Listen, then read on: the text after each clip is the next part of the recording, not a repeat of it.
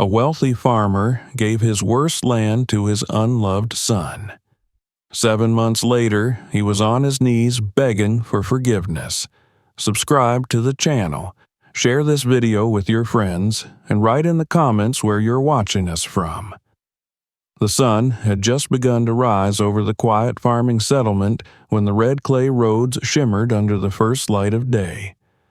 A faint mist hung over the fields, the smell of freshly tilled earth drifting through the air, mingling with the aroma of smoke from early morning cook fires. For most of the people in town, it was another ordinary morning. But for the Hayes family, this day would be remembered for years to come.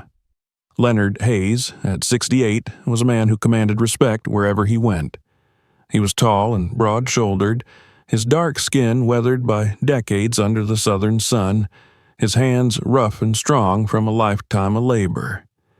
He had started with nothing, working as a sharecropper on land he didn't own, saving every penny until he could buy his own. His story was well known in the region. The black farmer who had risen from poverty, fought through prejudice, and built a successful estate that stretched farther than most men could walk in an afternoon.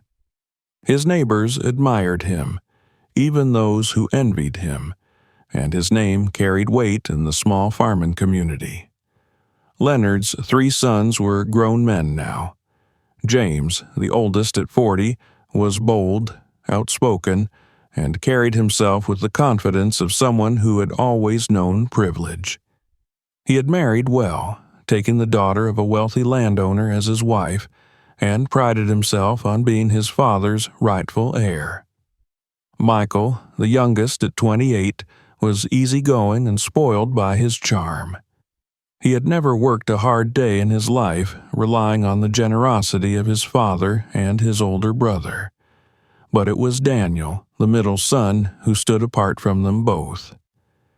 Daniel was 35, quieter than his brothers, with a steady nature that often went unnoticed. His strength lay in his patience, in the kind of persistence that didn't draw attention but could outlast storms. He was married to Clarissa, a gentle, hard-working woman who was 7 months pregnant with their first child. While James and Michael flaunted their ease and wealth, Daniel had chosen a simpler life, preferring the small, cozy house he had built himself near the edge of his father's estate and the modest existence he shared with his wife. The town had been buzzing for weeks with rumors that Leonard would finally divide his land among his sons. Farmers gathered on porches and in the general store, whispering their predictions. Everyone knew James would receive the best pastures. Michael would likely get the fertile fields near the river, and Daniel's future was less certain. That morning, Leonard called his sons, their wives, several workers from the estate, and even a few neighbors to gather on the wide front porch of his farmhouse. It was a large, 2-story home with whitewashed walls and a deep wooden veranda shaded by an old pecan tree. People stood in small clusters, murmuring among themselves as Leonard stepped forward in his crisp shirt and wide-brimmed hat, holding himself with the authority that had defined him all his life. "Today," Leonard began, his deep voice cutting through the chatter, "we settle the matter of my land." The crowd fell silent. James straightened proudly, his arms crossed over his chest. Michael leaned against the porch railing, grinning lazily. Daniel stood quietly beside Clarissa, his hand resting on hers. She looked pale in the morning light, one hand instinctively cradling her rounded belly, her eyes fixed on Leonard with quiet apprehension. Leonard pointed toward the northern fields beyond the grove of pecan trees. "James, you are my eldest. You will inherit the northern pastures and the homestead there. The land is rich with grass for cattle and has the largest house on the property. You have the means to expand it further, and I trust you will." James nodded smugly, glancing around to gauge the reaction of those present. There were approving murmurs from the crowd. Leonard then turned toward the west, where the shimmering line of the river glinted in the distance. "Michael, my youngest, you will take the western fields along the river bank. The soil there is fertile, ideal for crops. You have water year-round, and the farming equipment stored there will be yours." Michael grinned ear to ear. "Appreciate it, Pa," he said casually, his voice dripping with self-satisfaction. Then Leonard's gaze shifted toward Daniel. His face was stern but unreadable. "And, Daniel," he said after a pause that seemed to stretch forever, "you will take the parcel known as Hollow Creek." A ripple went through the crowd. Hollow Creek. Even the name carried a sour weight. Everyone knew it. A forgotten stretch of land overgrown with brambles, its soil a stubborn clay that no plow could tame. It had no water source beyond a half-collapsed well and no usable buildings except for the skeletal remains of an old cotton barn, leaning precariously with age. Clarissa's fingers tightened around Daniel's hand. Daniel himself felt his chest constrict. He knew Hollow Creek. He had seen it 100 times, driving past its borders when helping his father on the larger estate. It was the kind of land nobody wanted, not even the poorest tenant farmers. James chuckled under his breath, loud enough for those nearby to hear. Michael smirked openly. Leonard's expression hardened. "That land is yours, Daniel. It's about 15 acres. Rough ground, yes, but land nonetheless. A man who works hard enough can make something from it." Daniel swallowed the bitter taste in his mouth and nodded slowly, though he said nothing.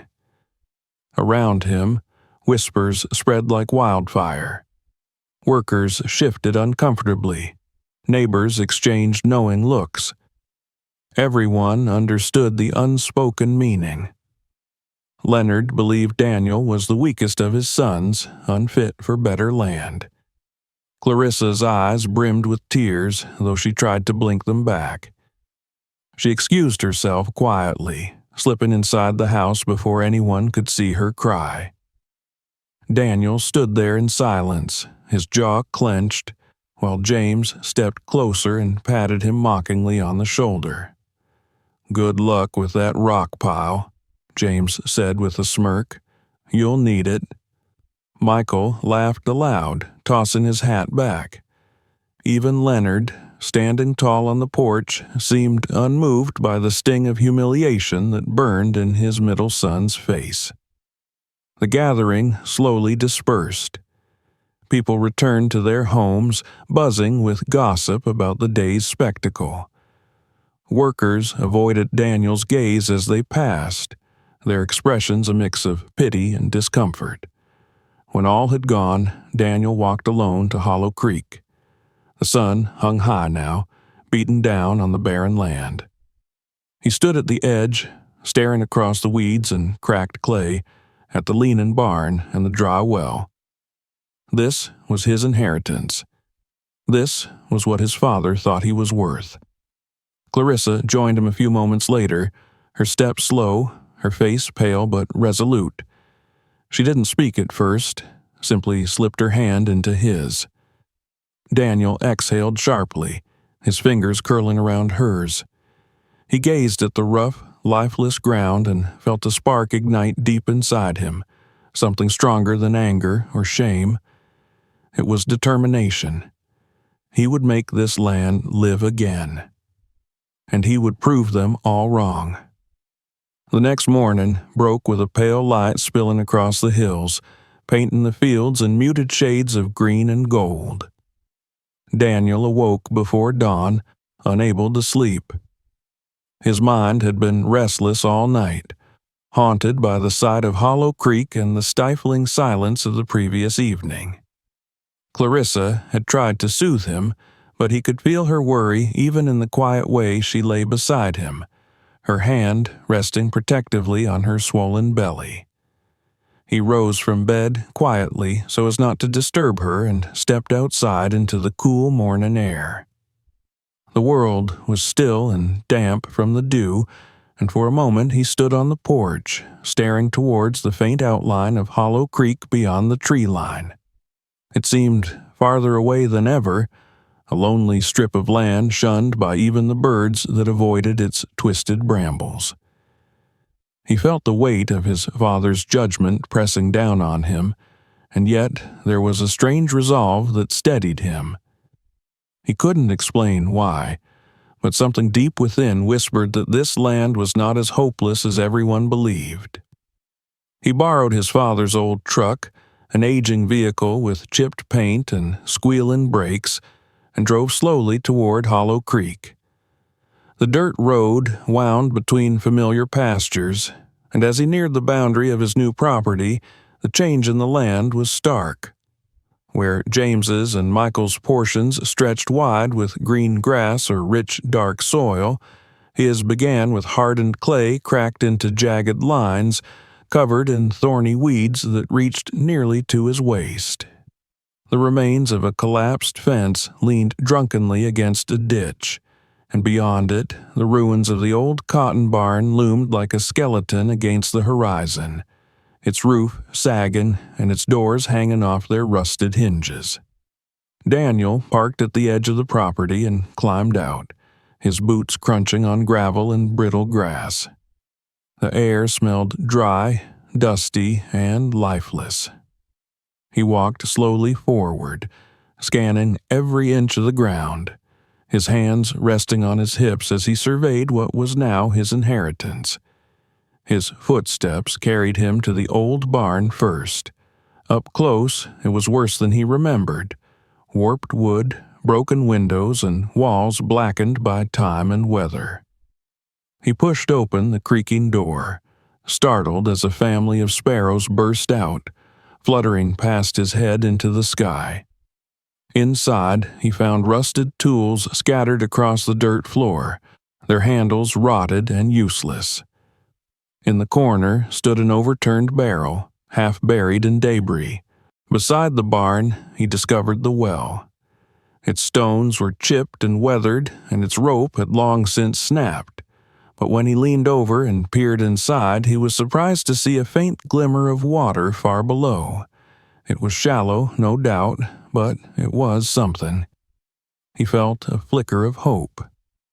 As he wandered farther across the property, his boots kicked at the soil. It was dry and unyielding, sticking to his soles like clay, yet in a few spots near where old furrows had once been carved, the ground was darker, softer beneath the weeds. He knelt, brushed away the brittle stalks, and ran his fingers through it. It had the faint smell of earth that still remembered what it once had been. He straightened slowly, his eyes sweeping over the land again. It wasn't much, certainly not compared to his brother's fertile fields, but it was his, and he would learn it, inch by inch if he had to. Later that afternoon, as the sun dipped lower and he prepared to leave, he heard the sound of footsteps behind him. Turning, he saw Miss Evelyn, their elderly neighbor from down the road, approaching slowly with the help of a cane. She was in her late 70s, her wiry frame stooped but sturdy, her white hair pulled back neatly beneath a faded sun hat. She had lived in the area her whole life and was known for knowing everyone's business before they knew it themselves. "I heard what your daddy did," she said in her rasping voice as she reached him. "Figured you might be out here today." Daniel nodded politely. "Afternoon, Miss Evelyn." She looked over the land with sharp eyes that had clearly seen much in their time. "You know the history of this place?" she asked, gesturing at the ground beneath their feet. Daniel shook his head. "Only that nobody wanted it." She chuckled bitterly. "That's what folks say now, but it wasn't always like that." He listened as she told him about Solomon Jones, a farmer who had once owned Hollow Creek decades ago.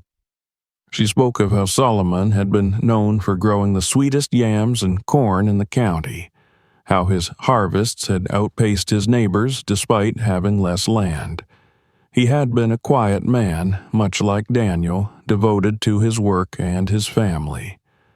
But then came 3 years of relentless drought. His crops failed, his debts mounted, and eventually he lost everything. The land was sold at auction, stripped bare, and left to wither. People started saying it was cursed, not because of any real superstition, but because it was easier to believe in curses than to admit how nature and misfortune could ruin a good man.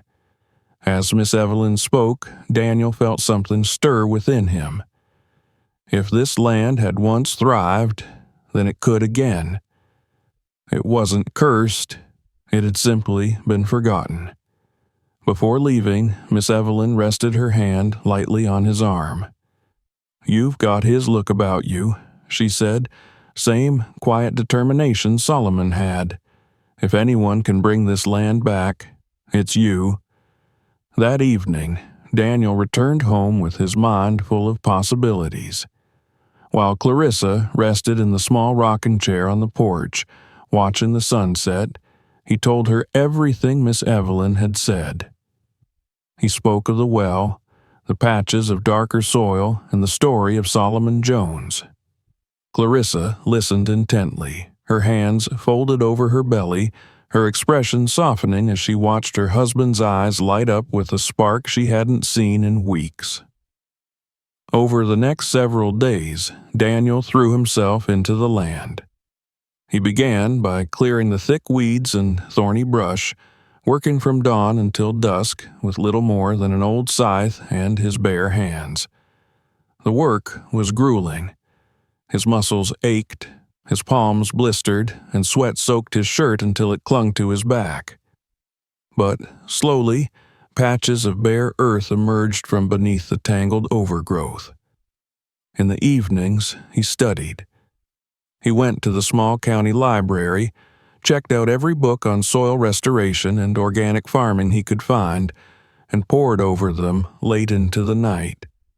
He learned about composting, about cover crops, about how to replenish nutrients without expensive chemicals.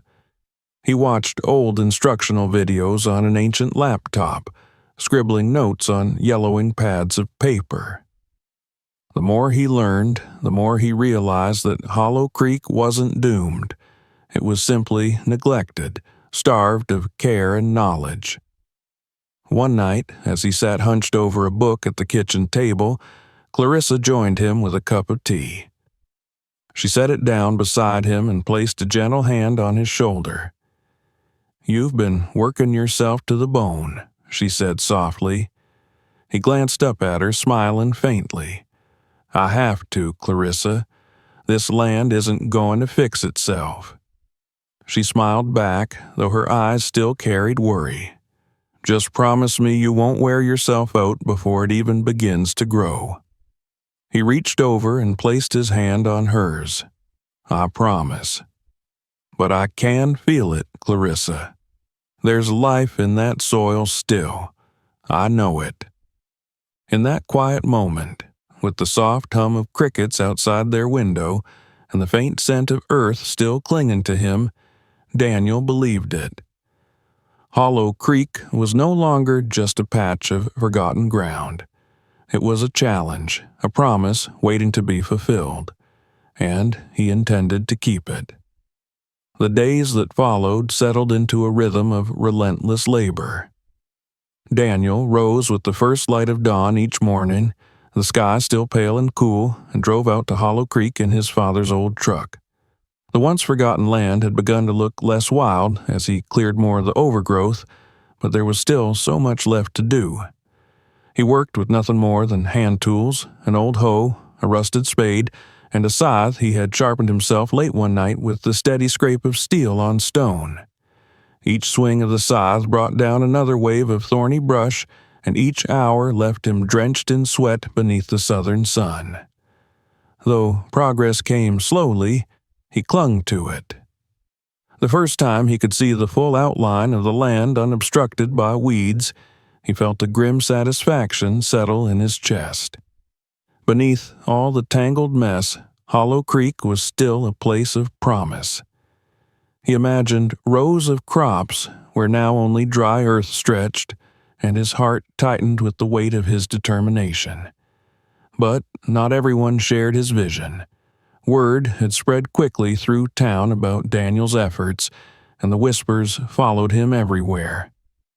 At the general store, men would lean against the counter and shake their heads as he passed. Women murmured as they measured out flour or sugar, their voices low but sharp. They all knew the story. Leonard Hayes had given his middle son the worst land, the cursed piece of Hollow Creek. No one expected Daniel to succeed. His brothers were the worst of all.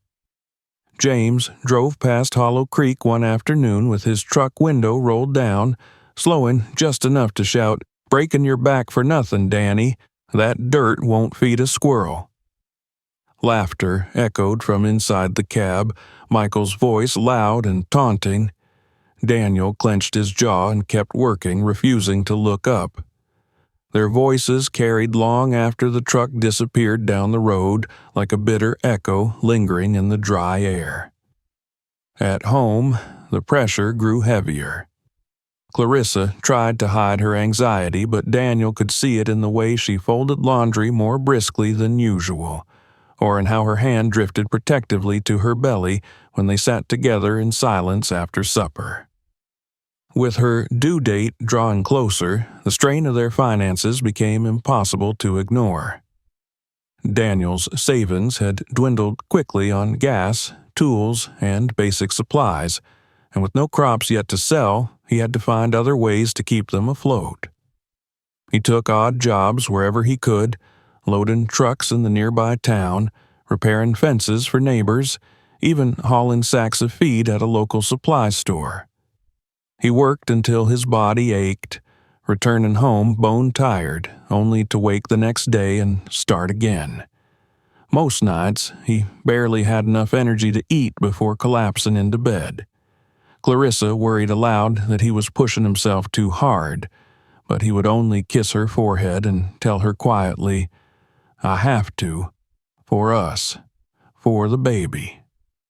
It was during one of those long days of labor that he met Henry.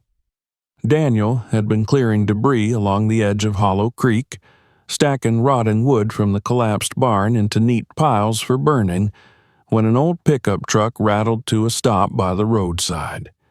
From it stepped a man who looked as if he had been carved from the same soil he'd worked his whole life. Stooped shoulders, deep creases in his sun-browned skin, and hands that bore the marks of countless harvests. "Thought I'd come see this for myself," the old man said, leaning against the fence post with a curious glint in his eye. "Heard Leonard's boy was out here trying to wake up dead land." Daniel set down his spade and wiped his brow. "You must be Henry Carter," he said. He'd heard the name often enough in town, a retired farmer who had once been known for his skill with difficult soils. Henry nodded. "That's me. Figured I'd see if the rumors were true. Looks like they are." His gaze swept over the cleared ground, the old barn ruins, and the patches where Daniel had started to test the soil. After a moment, he grunted approvingly. "You've been putting in the work." Daniel offered a tired smile. "Trying to." The old man walked the property with him that afternoon, his steps slow but deliberate. He knelt down to feel the earth between his fingers, sniffed at handfuls of soil, and muttered observations Daniel struggled to follow. When they reached the edge of the cleared section, Henry looked up at him. "This land isn't dead," Henry said firmly. "It's starved. All it needs is patience and the right hands. You've got to feed it. Compost, green cover crops, natural mulch. It'll fight you, but it'll come back." Henry offered him more than advice.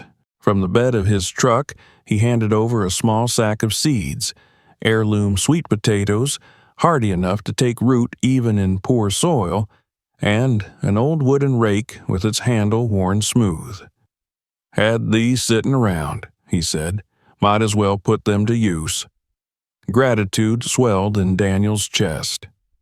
That night, he told Clarissa about Henry's visit, and for the first time in weeks, she smiled without worry shadowing her eyes. But just as hope began to flicker, nature seemed determined to test him. He planted the sweet potatoes along a strip Henry had deemed promising and spent hours building furrows by hand. Days later, a storm rolled in without warning, drenching Hollow Creek in sheets of rain. The furrows collapsed into muddy trenches, and the seeds washed away in a torrent of brown water that ran down the slope. When Daniel returned the next morning, the land looked worse than before, a sodden mess of churned clay and ruined effort. He stood there for a long time, staring at the devastation while rainwater dripped from the brim of his hat. He felt hollow inside, his shoulders slumping as the weight of failure pressed down on him. When James drove by later that afternoon and honked mockingly, leaning out the window to shout, "Told you so!" it was all Daniel could do not to shout back. Instead, he turned away and went home in silence. That night, Clarissa found him sitting alone at the kitchen table, his head bowed in his hands. The lamp cast a soft glow over the room, and the hum of the crickets outside filled the quiet. She walked to him, rested her hand gently on his shoulder, and said nothing at first. When he finally lifted his head, his eyes were tired but resolute.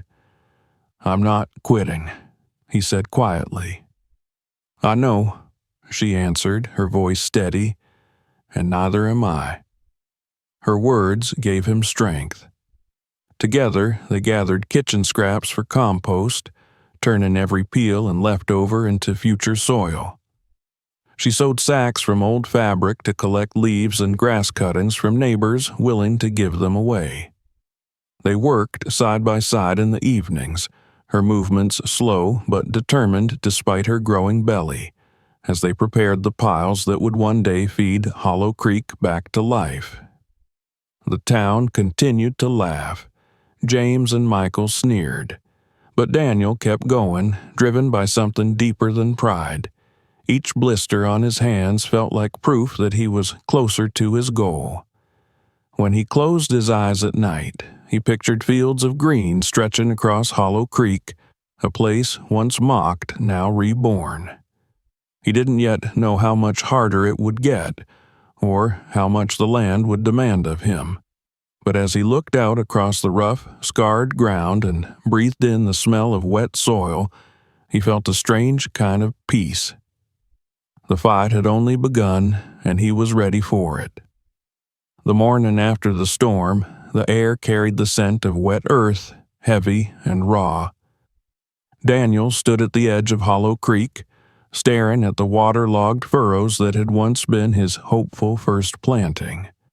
The soil had turned into a slurry of clay and runoff, streaked with debris and bits of broken weeds. It was enough to crush a weaker spirit.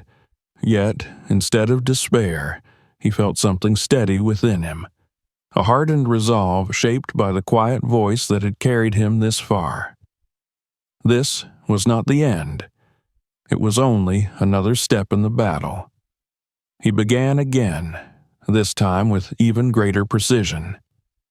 Henry visited a few days later, his old pickup rattling down the dirt road, and walked the perimeter of the land with slow, knowing steps.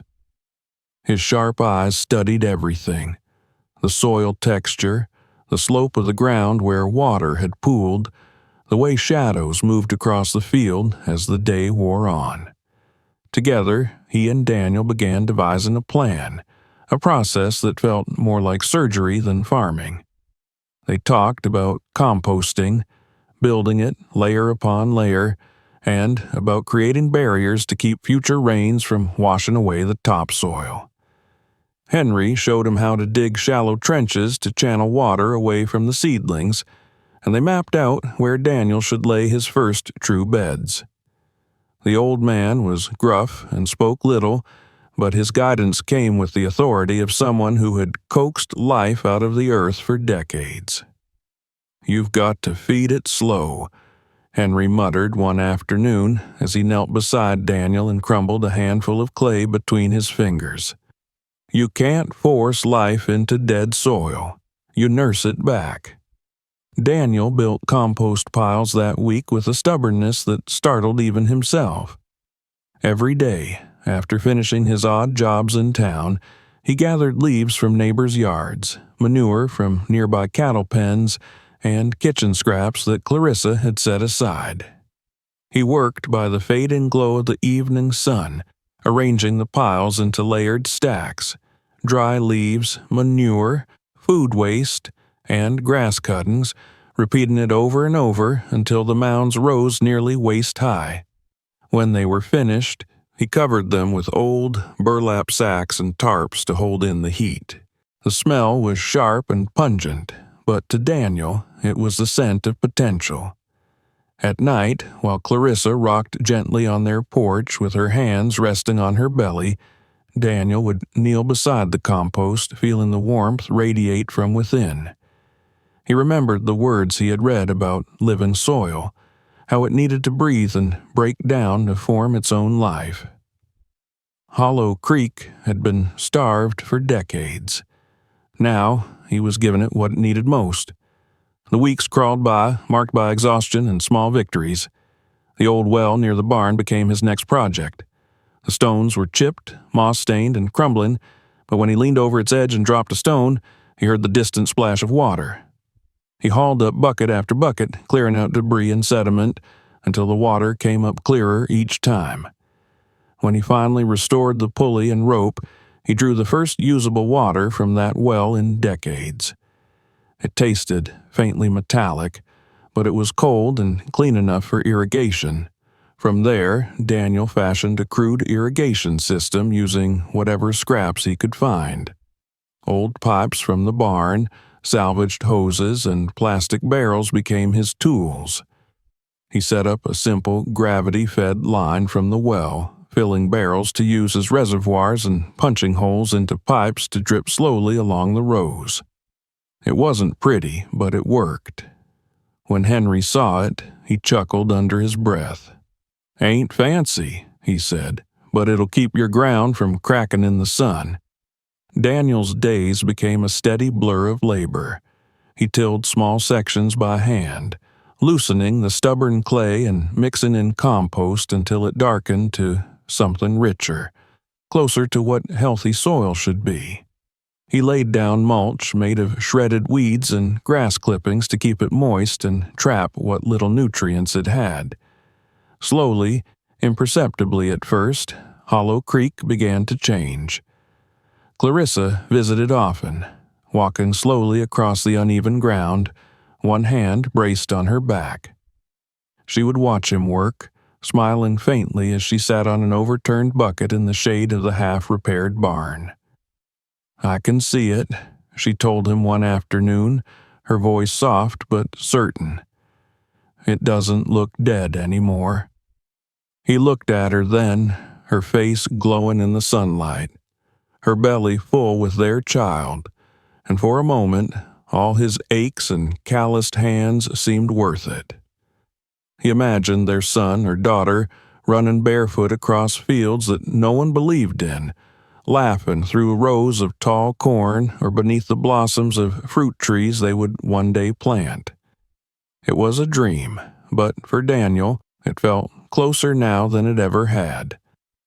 The first signs of life came unexpectedly. One morning, he crouched over a section of newly tilled soil and spotted the faintest green sprout poking through. Just one at first, and then another. They were tiny, fragile things, but they were proof. Kneeling there, his fingers brushing the damp earth, he felt a swell of pride so fierce it brought a tightness to his throat. By the end of that week, there were dozens. Thin shoots of green rising timidly against the barren brown of Hollow Creek, almost trembling in the wind. Every day, he tended them with meticulous care, watering them from the well, shielding them with bits of burlap when the sun grew too hot. He spoke to them under his breath, words of quiet encouragement that he wasn't sure were for the plants or himself. The town still mocked him, though the laughter had grown quieter. People slowed their trucks along the road now, curious eyes peering through dusty windows. James came by one afternoon, leaning against his shiny pickup with a smirk. "So you got weeds to grow?" he sneered. "Let's see if anything you plant is worth a damn." Daniel ignored him. He simply kept working, his silence a shield stronger than any words he might have thrown back.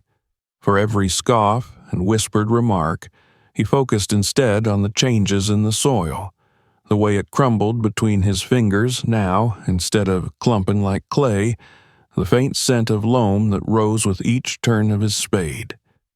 Henry brought him tools he no longer used, old but serviceable. A sturdy hoe, a set of pruning shears, even a small hand-cranked seeder. "If you're going to keep going, might as well make it easier on yourself," the old man said. Daniel planted rows of heirloom corn, beans, and more sweet potatoes. He set down seeds for hardy greens that Henry swore would thrive even in marginal soil. Each day, he watched for signs of growth, celebrating even the smallest progress. By late spring, the land no longer looked like Hollow Creek as he had first seen it. The barren stretches had softened under his care. The pale clay darkened and alive. The sprouting crops stood in neat rows, defiant against the wind. The old barn, now half restored with new boards patched against its rotting frame, gave shelter to his tools and feed. The rebirth of Hollow Creek was not dramatic or sudden. It came in quiet moments. The first earthworms twisting in the soil, the shimmer of dew clinging to young leaves, the sound of trickling water from his repaired irrigation lines. It came in Clarissa's hand on his shoulder when she whispered, "I'm proud of you," and in Henry's slow nod of approval as he surveyed the growing plants.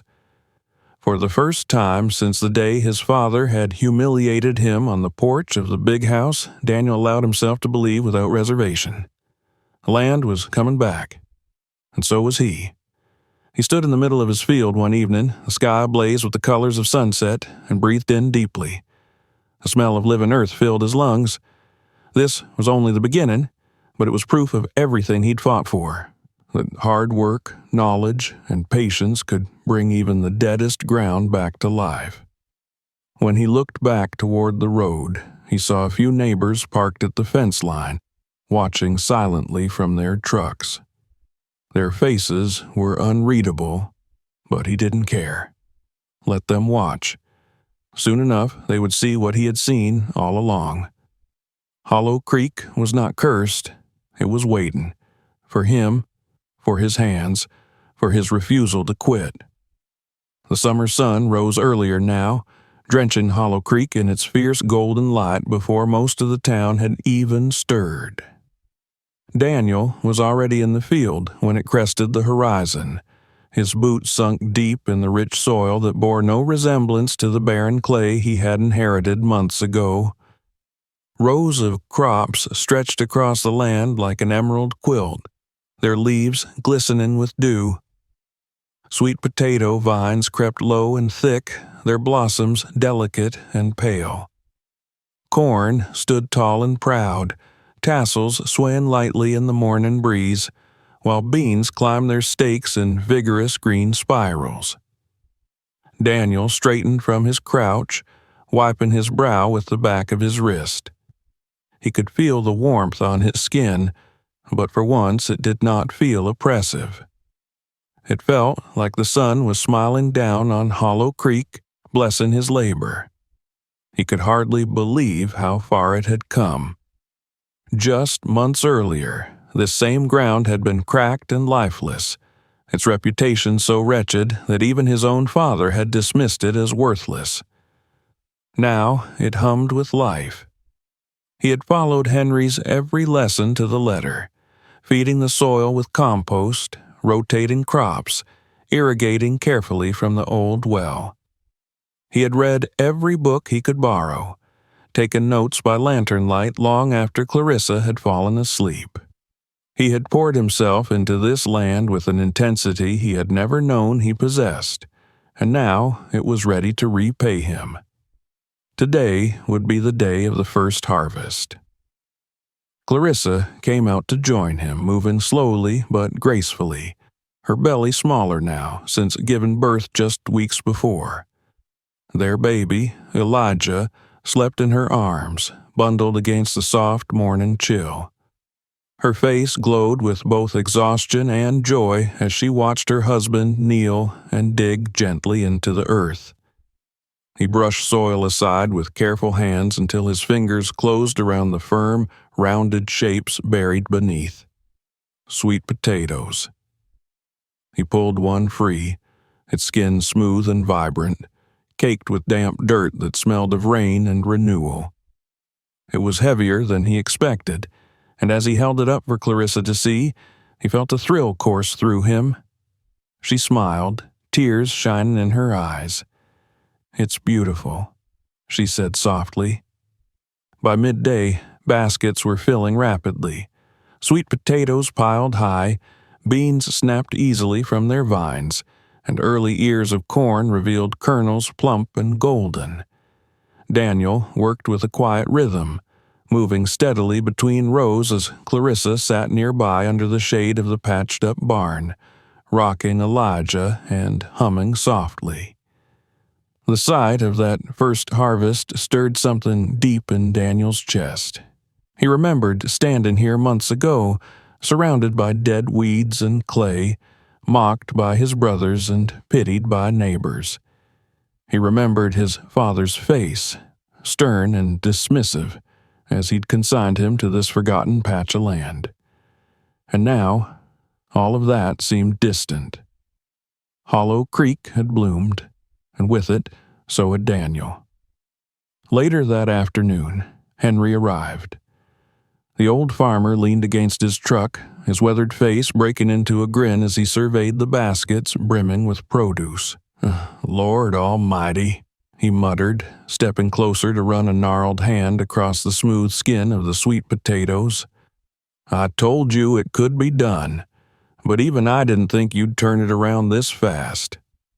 Daniel smiled faintly. "I couldn't have done it without you." Henry snorted. "You did every bit of this with your own hands. I just pointed you in the right direction." He looked around the flourishing field, his eyes crinkling with pride. "This here," he said, "this is what farming's supposed to look like. You brought the land back to life." It was Henry who urged him to take the produce to the Saturday market in town. The idea made Daniel uneasy. He knew what people had been saying about him for months, the laughter that followed him whenever his name came up, but Clarissa encouraged him too, reminding him that the harvest wasn't only proof to himself, but to everyone who had doubted him. That Saturday, Daniel loaded the old truck with baskets stacked neatly, their colors bright and enticing against the worn wood. Deep orange sweet potatoes, pale green beans, golden corn. He arrived at the market early, setting up a modest stall near the edge. At first, a few people came near. Curious glances flicked toward him, whispers passing quickly between neighbors. Then Miss Evelyn approached. The old woman hobbled up with her cane, her sharp eyes bright. She picked up one of the sweet potatoes, turned it over in her hands, and smiled. "This from Hollow Creek?" she asked, her voice loud enough for others nearby to hear. Daniel nodded. She grinned and dropped it into her basket. "I'll take a dozen." That single moment seemed to open the floodgates.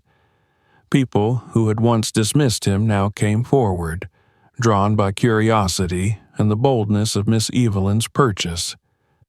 They examined his produce, commenting on its freshness, its size, its rich color.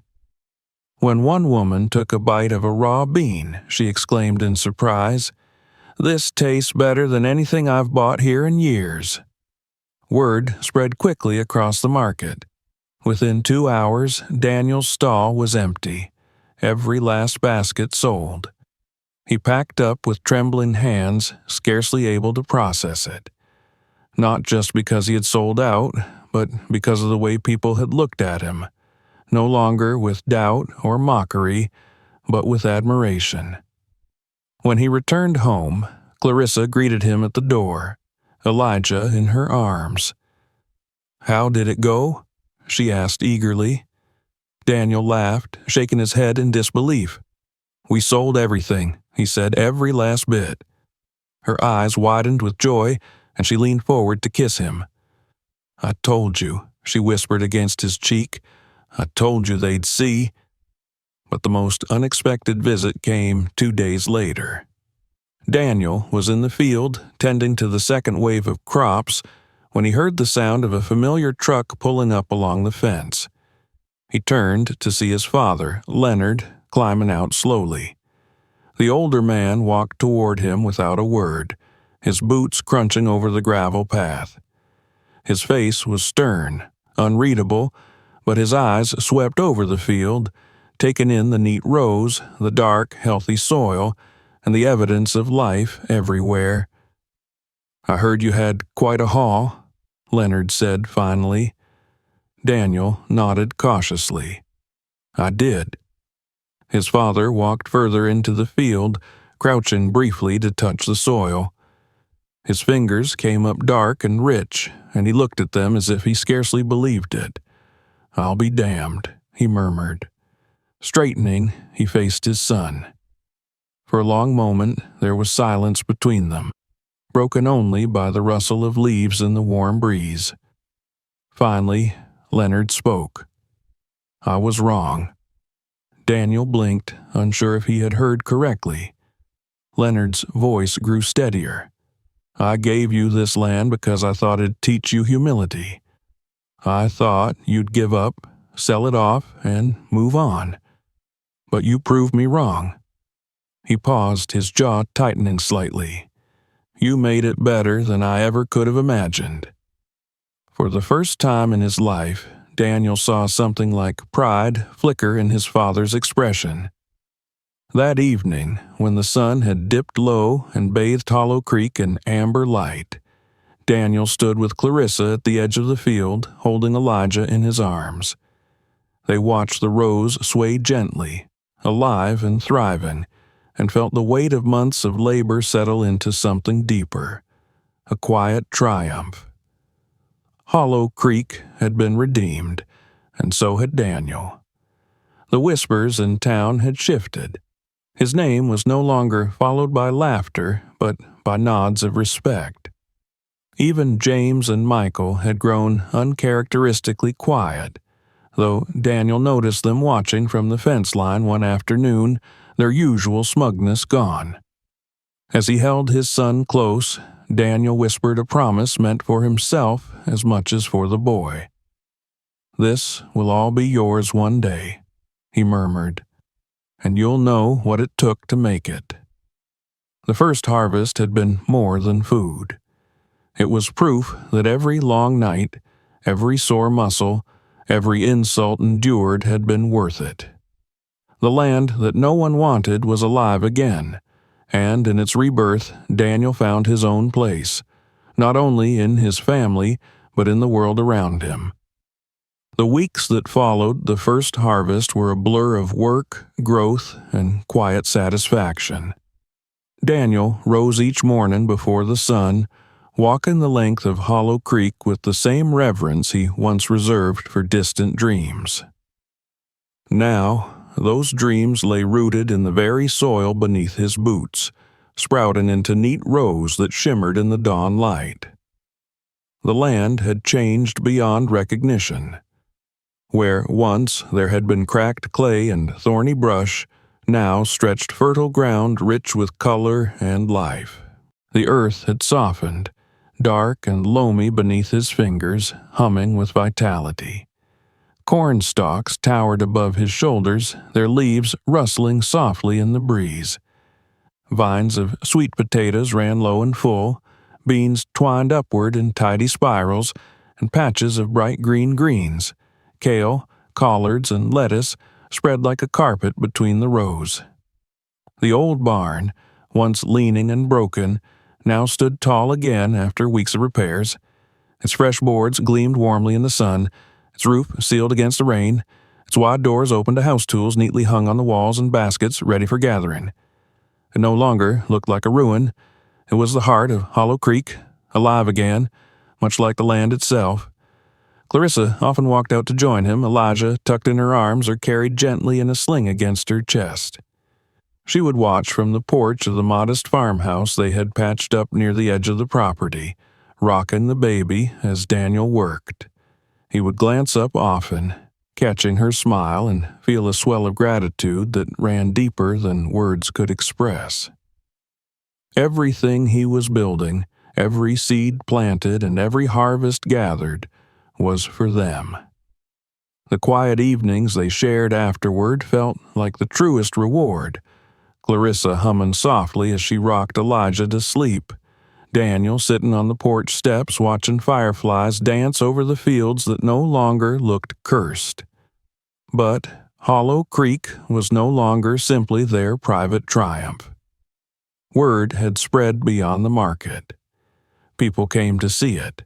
Neighbors, curious townsfolk, even farmers from other parts of the county who had heard whispers about the land once deemed worthless, now bursting with life. Some came out of curiosity, others out of skepticism, expecting to confirm their doubts, but all left astonished. The transformation was undeniable. Daniel greeted every visitor politely, though he remained humble, explaining the simple methods he had learned, the patience required, the refusal to give up even when it had all seemed futile.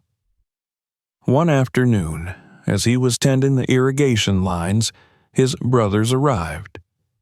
James and Michael rode in together, their trucks pulling up along the fence line. It had been weeks since Daniel had seen them, though he had heard their names muttered in town often enough.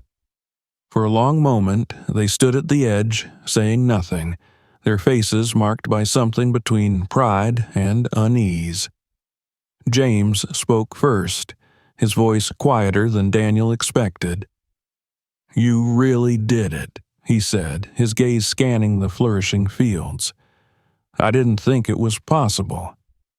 Daniel straightened slowly, wiping his hands on his trousers before walking toward them.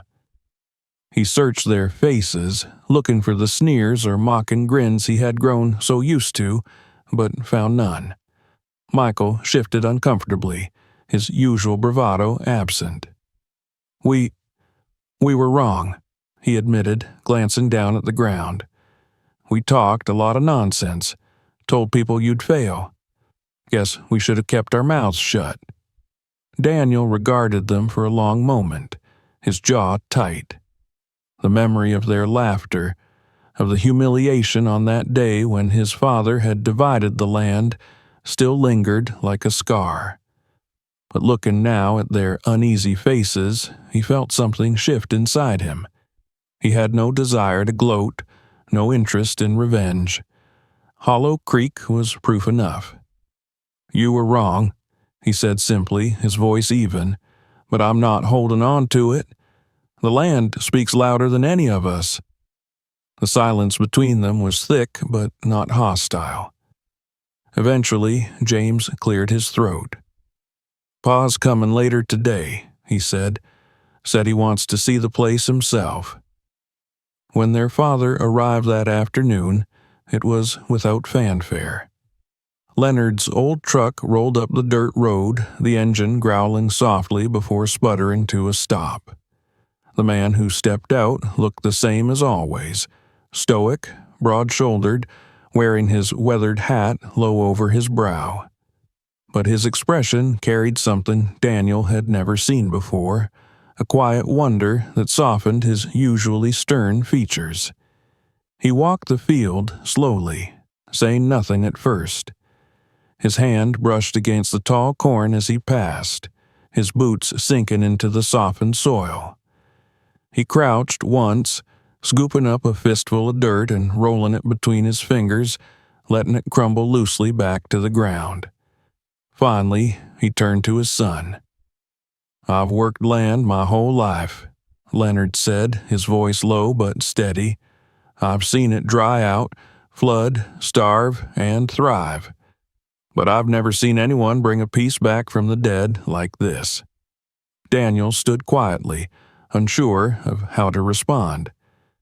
Leonard took off his hat and held it in both hands, looking down for a moment before raising his eyes to meet Daniel's. "I was too hard on you. I thought giving you Hollow Creek would humble you, maybe teach you something about failure. I didn't think you'd stick it out. I didn't think—" He hesitated, his jaw tightening. "I didn't think you had this in you, but I was wrong." The words hung in the warm air, heavier than anything else Leonard had ever spoken. For a long moment, neither moved. Then Leonard stepped forward, placing a strong hand on his son's shoulder. "I'm proud of you, Daniel, more than I can say." It was the first time Daniel had ever heard those words from his father's mouth. They carried a weight that loosened something deep inside him, like a knot he hadn't realized he'd been carrying for years. He nodded once, unable to speak past the tightness in his throat. That evening, the Hayes family gathered at Hollow Creek for the first time. James and Michael brought their wives and children. Henry came in his battered truck, and even Miss Evelyn shuffled her way up the path with her cane, her eyes sharp as ever. Baskets of produce were set out, the fruits of months of labor: glistening beans, hearty sweet potatoes, corn fresh from the stalk. Clarissa moved easily among them. Elijah nestled in her arms, her smile warm and radiant. As the sun sank low and painted the sky in streaks of rose and gold, they all sat together on benches Daniel had built from salvaged wood, eating roasted corn and sweet potato mash, talking in low, contented voices. Hollow Creek, once scorned and abandoned, now rang with laughter and conversation. Leonard rose to speak, his deep voice carrying easily over the group. "When I first divided my land," he said, "I thought I was teaching my sons a lesson about hard work. But it was me who learned one. This place," he gestured broadly toward the fields, "wasn't just saved by labor. It was saved by faith, by patience, by a man who refused to bow his head even when the whole world told him to quit." His gaze turned to Daniel. "I see now what I didn't before. You've given this family something greater than land. You've given us an example." The murmurs of agreement were quiet but heartfelt. Daniel felt Clarissa's hand slip into his, her fingers squeezing gently. He looked down at Elijah, asleep against her shoulder, and imagined the boy growing up running between these rows, learning to plant seeds in the same soil his father had fought to restore. By late autumn, Hollow Creek had become more than just a farm. Other farmers began to visit, asking for advice, studying Daniel's methods, and taking notes on composting and soil care. Henry helped him host informal workshops under the barn's wide roof, showing others how to revive their own land without chemicals or expensive equipment. What had once been a symbol of failure was now a beacon of possibility for the whole region.